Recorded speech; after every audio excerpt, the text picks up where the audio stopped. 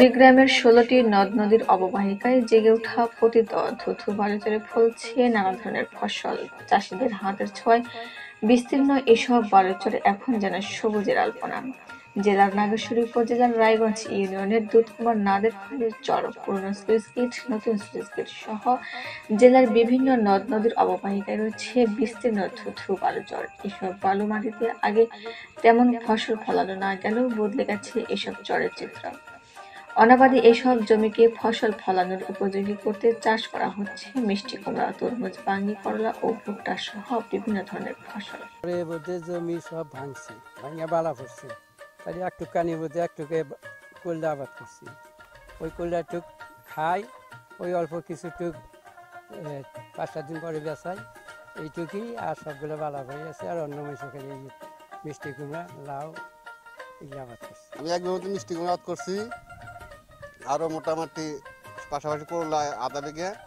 ফসল ভালো হয়েছে, ১০,০০০ টাকা মতো খরচ, ২০,০০০ টাকা মতো বিক্রি করছে, আরও ৩০-৪০,০০০ টাকা বিক্রি করতে পারবো আশা করছি।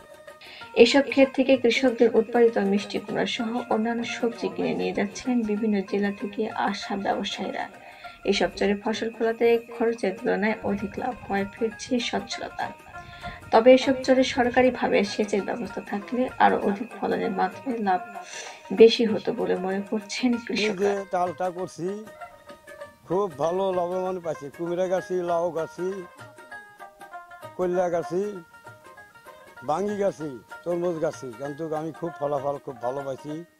কিন্তু মাঝখানে কিছু খরা নেই, আমাদের কিছু চাল পানির অভাবে কিন্তু একটু নষ্ট হয়েছিল।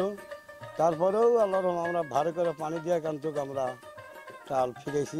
অবশ্যই আমরা খুব ফলাফল ভালো পাইছি। পানির ব্যবস্থা নাই, সেচের ব্যবস্থা নাই, আমরা নাই কুমড়া, খিরা, বাঙ্গি এগুলো আবাদ করি, কিন্তু পানির কোনো ব্যবস্থা নাই। আমরা পানির একটা সেচ দিলে হারে আমরা খুব লাভবান হতাম। স্থানীয় কৃষি বিভাগ বলছে, অনাবাদি বালু জমিতে চাষাবাদের ফলে পরিবর্তন হচ্ছে চরাঞ্চলের মানুষের জীবনমান।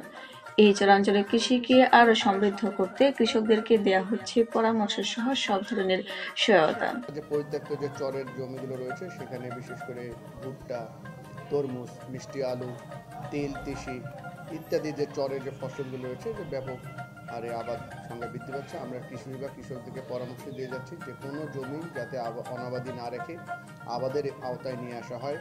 সেখানে যাতে তেল, এই সময় বাদাম, ভুট্টা বা অন্যান্য যে মাসকলাই, এই যে ফসলগুলো যদি চাষাবাদ করে কৃষকরা আর্থিকভাবে লাভবান হবে। এবং আমরা তাদেরকে পরামর্শ দিয়ে যাচ্ছি। আমরা আশা করছি যে সমস্ত চর, অনাবাদি যে চরগুলো রয়েছে, সেগুলো আবাদের আওতায় এনে চরকে আমরা সবুজে পরিণত করব। কৃষিখাতের চরবাসীর ভাগ্য উন্নয়নের সম্মিলিত প্রকল্প হাতে নেওয়ার দাবি স্থানীয়দের। আতিকুর রহমানের রিপোর্টে শান্তনী পাহাড়, NK টিভি।